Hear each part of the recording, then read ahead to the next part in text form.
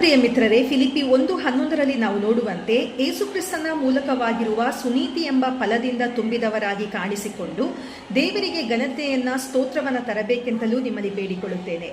ಇದರ ಅರ್ಥ ನೀತಿವಂತಿಕೆ ಅನ್ನುವಂಥದ್ದು ಒಂದು ಸ್ಥಾನವಲ್ಲ, ಬದಲಾಗಿ ಗೋಚರ ಫಲಗಳನ್ನು ಉತ್ಪಾದಿಸುವ ಜೀವನ ಶೈಲಿಯಾಗಿದೆ. ಒಂದು ಮರದ ಕುರಿತಾಗಿ ಆಲೋಚಿಸಿ, ಅದರ ಬೇರುಗಳು ಮರೆಮಾಡಲ್ಪಟ್ಟಿರುತ್ತದೆ, ಆದರೆ ಅದರ ಫಲಗಳನ್ನು ಎಲ್ಲರೂ ಸಹ ಕಾಣುವವರಾಗಿರುತ್ತಾರೆ.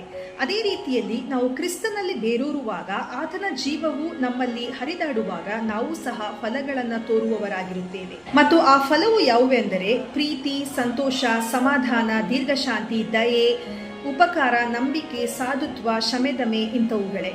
ಮತ್ತು ನಮ್ಮ ಫಲಗಳು ಒಳ್ಳೆಯ ಕಾರ್ಯಗಳಲ್ಲಿಯೂ ನಾವು ಇತರರೊಂದಿಗೆ ವರ್ತಿಸುವ ರೀತಿಯಲ್ಲಿಯೂ ತೋರಲ್ಪಡುವಂಥದ್ದಾಗಿದೆ. ನಾವು ದೇವರ ದಯೆಯನ್ನ ಹೊಂದುವುದಕ್ಕೋಸ್ಕರ ಈ ಫಲವನ್ನು ಉತ್ಪಾದಿಸುವುದಿಲ್ಲ, ಬದಲಾಗಿ ನಾವು ಕ್ರಿಸ್ತನಲ್ಲಿ ಈಗಾಗಲೇ ದೇವರ ದಯೆಯನ್ನ ಹೊಂದಿದವರಾಗಿದ್ದೇವೆ. ಆತನ ಜೀವನವು ನಮ್ಮಲ್ಲಿ ಹೊಸ ಕಾರ್ಯಗಳನ್ನು ಮಾಡುವುದರಿಂದ ನಾವು ಈ ಫಲಗಳನ್ನು ತೋರುವವರಾಗಿರುತ್ತೇವೆ. ಆದುದರಿಂದ ನಿಮ್ಮ ಸ್ವಂತ ಶಕ್ತಿಯಲ್ಲಿ ಶ್ರಮಿಸಬೇಡಿರಿ, ಕ್ರಿಸ್ತನಲ್ಲಿ ನೆಲೆಗೊಳ್ಳಿರಿ. ನೀವು ಆತನ ವಾಕ್ಯ, ಪ್ರಾರ್ಥನೆ ಮತ್ತು ಅನ್ಯೋನ್ಯತೆಯಲ್ಲಿ ಸಮಯವನ್ನು ಕಳೆಯುವಾಗ ಪವಿತ್ರಾತ್ಮನು ನಿಮ್ಮಲ್ಲಿಯೂ ನಿಮ್ಮ ಮೂಲಕವಾಗಿಯೂ ಕಾರ್ಯ ಮಾಡುವಾತನಾಗಿರುತ್ತಾನೆ.